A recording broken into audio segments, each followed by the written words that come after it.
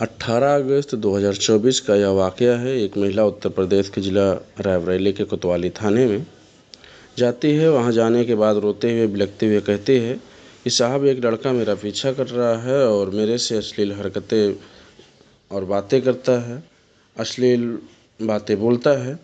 आज जब हॉस्पिटल जा रही थी अपनी बेटी को लेकर उसका इलाज कराने के लिए, तो उसने मेरा रास्ता रोका और उसने भद्दे-भद्दे गालियाँ दी। जब विरोध किया तो साथ ही वह जान से मारने की धमकी भी देता है। इससे पहले धमकियां दे चुका है। जैसे ही पुलिस को यह कहानी सुनाई जाती है, पुलिस ने इस तस्वीर को, इस कहानी को, इस तहरीर को गंभीरता से लिया। लेते हुए एफआईआर दर्ज कर ली। एफआईआर दर्ज करने के बाद उस आरोपी की तलाश की जा रही है। उससे गिरफ्तार करके जेल भेज दिया जाता है। इस एफआईआर दर्ज होने के 47 दिन बाद 1, 2, 4 कत्ल हो जाते हैं। जैसे एक दो नहीं बल्कि 4 कत्ल हो जाते हैं। 4 कत्ल होते ही मामला सोशल मीडिया पर वायरल होने लगता है। जब जैसे ही वह वायरल होता है तब उत्तर प्रदेश की सरकार पर दबाव बढ़ने लगता है। उत्तर प्रदेश के पूर्व मुख्यमंत्री अखिलेश यादव ने ट्वीट करते हुए कहा कि कुछ सवाल कर दिए हैं, और साथ ही देखते देखते सांसद चंद्रशेखर आज़ाद ने भी कुछ सवालें करके ट्वीट में कुछ सवाल किया। और उसके साथ सांसद राहुल गांधी ने भी उस परिवार से बातचीत की जिस घर में जो कत्ल होते हैं कि घबराने की ज़रूरत नहीं है, परेशान होने की ज़रूरत नहीं है। यदि न्याय नहीं मिला तो मैं आपके बीच आ जाऊंगा, आपके पास में आ जाऊंगा। इस बीच में उत्तर प्रदेश के मुख्यमंत्री आदित्यनाथ ने भी ट्वीट किया और उन्होंने कहा, परिवार को घबराने की ज़रूरत नहीं है। जो भी अपराधी होगा हम उससे किसी भी कीमत पर बख्शा नहीं जाएगा। उसके खिलाफ कठोर से कठोर कार्रवाई की जाएगी। यह खबर सोशल मीडिया पर वायरल हो रही है।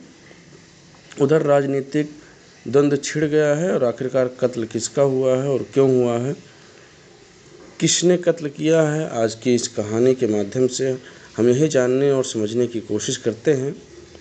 नमस्कार, मैं हिमांशु। आज जो मैं आपको घटना सुनाने जा रहा हूँ, ये सच्ची घटना उत्तर प्रदेश के जिला अमेठी का एक थाना लगता है। शिवतरगल, यहाँ से 5 किलोमीटर दूर इसी थाना क्षेत्र का एक कस्बा लगता है, अरोवा भवानी, जो कि जहाँ चौराहा है वह बहुत ही भीड़ भाड़ वाला इलाका है और लोग आ रहे हैं, जा रहे हैं। वहीं पास में ही दुर्गा भवानी शक्तिपीठ की और मेला लगा हुआ था।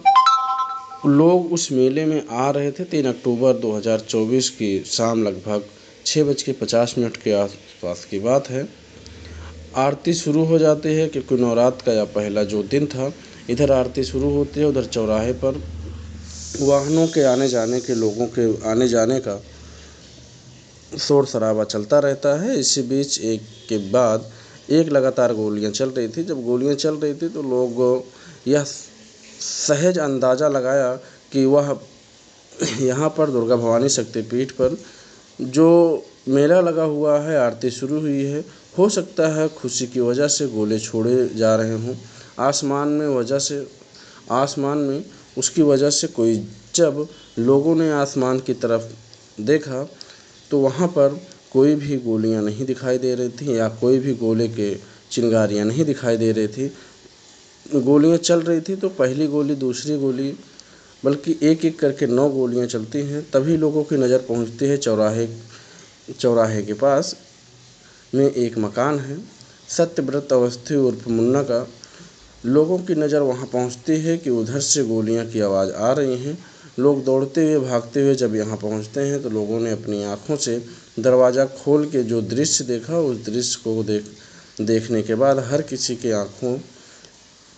आंखें खुली की खुली रह जाते हैं। घर के अंदर दरअसल 4 सदस्य हैं। माँ साहब, जिनका नाम सुनील कुमार है, और उनकी पत्नी पूनम भारती, जिनकी उम्र लगभग 32 साल के आसपास है, और माँ साहब की लगभग 34 साल के आसपास की हैं, और 2 इनकी बेटियां हैं। एक बेटी 2.5 साल की है, जिनका नाम लाडो रखा हुआ है, एक बेटी जिनका नाम दृष्टि रखा हुआ है। उनकी उम्र लगभग 5 साल के आसपास है। चारों तरफ से गोली लगे पड़े हुए हैं ये, और खून से लथपथ हैं। आसपास के लोगों ने देखा कि माँ साहब को किसी ने गोली मार दी, यह मामला हुआ है। तुरंत ही इन्हें यहाँ से उठाया जाता है। किसी वाहन से, किसी तरकीब से इन्हें सीधा नज़दीकी में एक सिंहपुर CHC लगता है, वहाँ पर इन्हें पहुँचाया जाता है। और पता चलता है डॉक्टर जब नफ्स टटोल रहे थे तो कहा जाता है कि यह तो मर चुके हैं। इनके मरने की खबर सोशल मीडिया पर तेज़ी से वायरल हो जाती है। जहाँ देखो वहाँ मास्टर साहब, यानी कि प्राइमरी में जो एक जूनियर हाई स्कूल उसके शिक्षक होते हैं, सरकारी विद्यालय में पढ़ाने वाले शिक्षक, जिनका व्यवहार बहुत ही अच्छा है, उनको किसी ने गोली मार दिया है।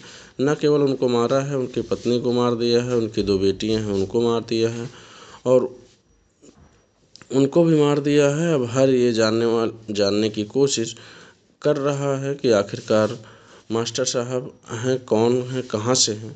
दरअसल मास्टर साहब उत्तर प्रदेश का एक ज़िला है रायबरेली का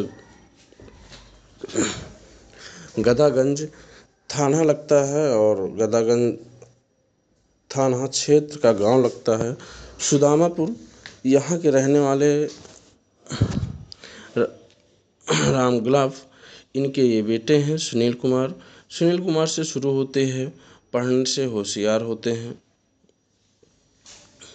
गरीबी की हालत थी, इसलिए वो मेहनत करने में, मजदूरी करने में पीछे नहीं हट रहे थे। पढ़ना है और पढ़ के आगे ज़िंदगी में आगे बढ़ना है, इसलिए यहाँ कोई मजदूरी मिलती तो मजदूरी भी कर लेते जाया करते थे। साथ ही वो मनरेगा में काम मिलता था तो मनरेगा में भी काम कर लेते थे। वहाँ से पैसे मिलते थे और उन पैसों से वह अपनी पढ़ाई पर खर्च कर रहे थे। वक्त आगे बढ़ने लगता है, और वक्त आगे बढ़ने के साथ साथ उत्तर प्रदेश के पुलिस ने कुछ वैकेंसी निकलती है कांस्टेबल यानी कि सिपाही की वैकेंसी निकलती है, और सुनील कुमार को उत्तर प्रदेश पुलिस में बतौर सिपाही के तौर पर भर्ती कर लिया जाता है। एक सवाल ना नौकरी की थी उन्होंने, और एक सवाल नौकरी करने के बाद, लेकिन यह अप्लाई कर रहे थे आगे अच्छी कोई नौकरी मिल जाए तो इसे भी अच्छी नौकरी मिल जाए तो इसको छोड़ दूंगा। आवेदन कर रहे थे और बेसिक शिक्षा विभाग में शिक्षकों के पदों पर भर्ती निकली है। इन्होंने वहाँ भी आवेदन कर दिया, अप्लाई कर दिया। 10 सितंबर 2020 को आखिरकार इनको नौकरी मिल जाती है बेसिक शिक्षा विभाग में। सहायक अध्यापक के तौर पर पुलिस ने ये बढ़िया नौकरी मान रहे थे, पुलिस वाली नौकरी से बढ़िया नौकरी मान रहे थे, इसलिए उन्होंने पुलिस की नौकरी छोड़ी और वहाँ से त्यागपत्र देने के बाद बेसिक शिक्षा विभाग में तैनाती पा लेते हैं। और 12 जून यानी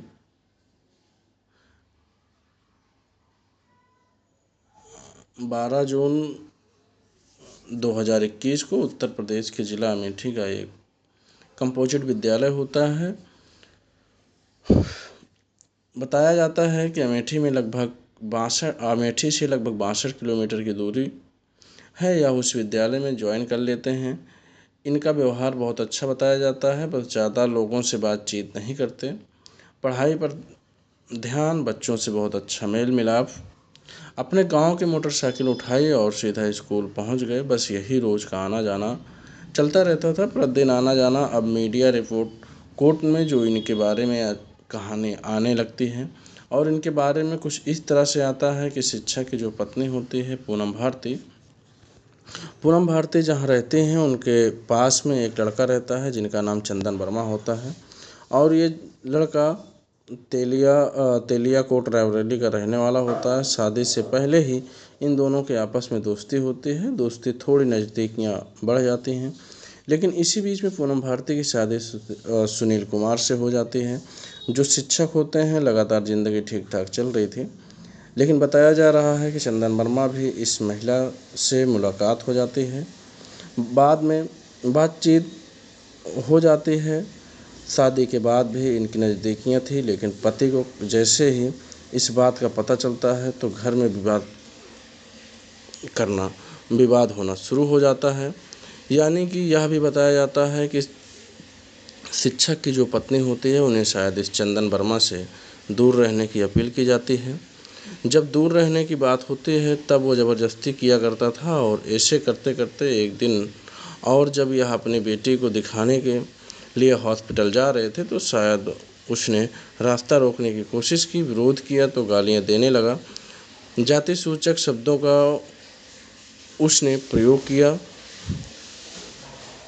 तब शिक्षक की पत्नी को गुस्सा आ जाता है और उन्होंने 18 अगस्त 2024 को रायबरेली के कोतवाली नगर में FIR दर्ज करा दी। लेकिन इससे पहले की बात और ज़्यादा ख़राब होती, इन्होंने अपने रायबरेली को छोड़ा और अमेठी जाकर सहना शुरू कर देते हैं।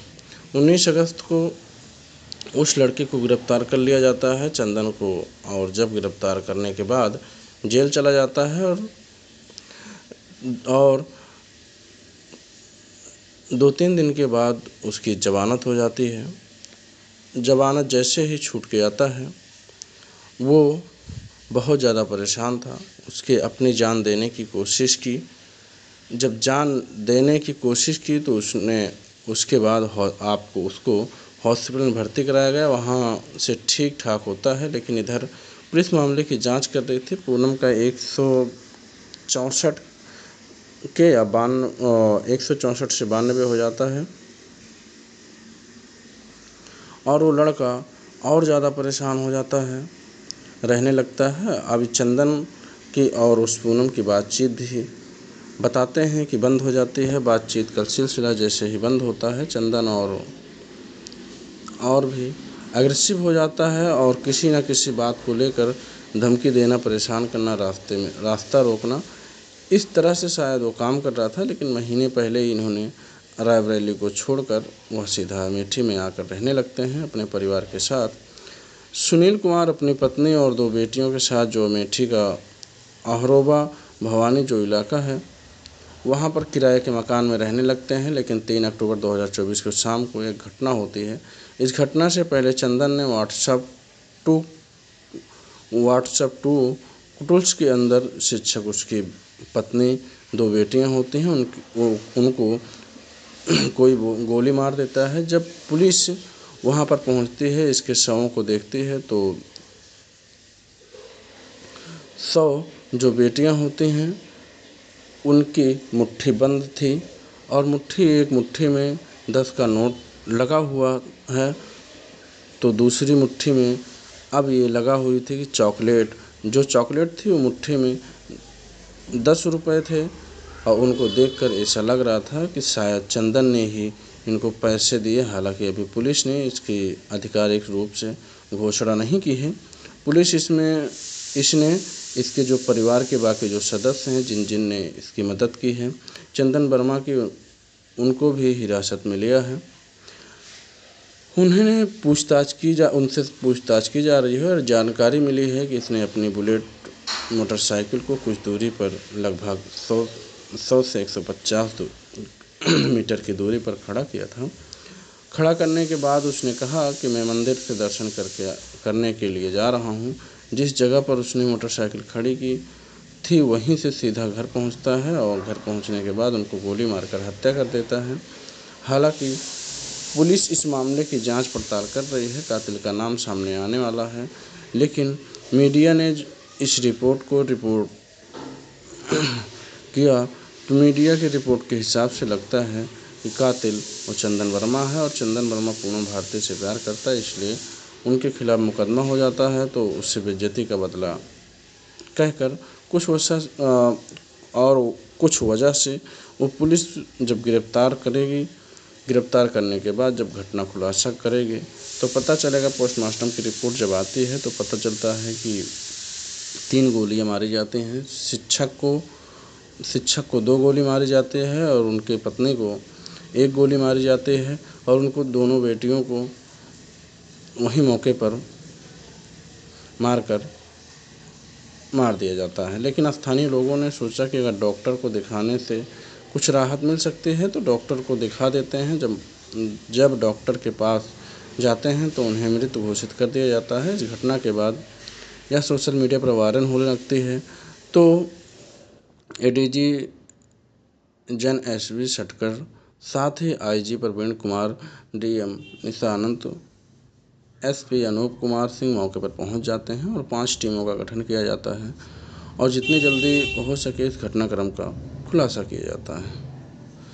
जब मामला वायरल होता है तो उसके बाद फिर उत्तर प्रदेश के पूर्व मुख्यमंत्री अखिलेश यादव इस मामले को लेकर कई तरह के सवाल खड़े करने लगते हैं। चंद्रशेखर आज़ाद भी किसान सांसद हैं जो कि कई तरह के सवाल खड़े करने लगते हैं। तो सीधे सीधे चेतावनी देते हैं कि अगर परिवार को न्याय नहीं मिला तो वो धरने पर बैठ जाएंगे। यहीं नहीं, राहुल गांधी सांसद जो हैं वो भी परिवार के लोगों से बातचीत करते हैं और आपको न्याय, परिवार को भरोसा दिलाते हैं कि अगर आपको न्याय नहीं मिला तो मैं आपके पास आ जाऊंगा सीधा और न्याय की लड़ाई लड़ेंगे। उधर मुख्यमंत्री योगी आदित्यनाथ ने भी ट्वीट करते हुए कहा कि आपको घबराने की ज़रूरत नहीं है, एक्सपर्ट की आपको घबराने की ज़रूरत नहीं है और इस मामले की उचित से उचित कार्रवाई की जाएगी और जो भी दोषी मिलेगा उसे पकड़ा जाएगा, गिरफ्तार किया जाएगा और उसे उसके किए की सज़ा मिलेगी और उससे बख्शा नहीं जाएगा। पुलिस दावा कर रही है कि बहुत जल्दी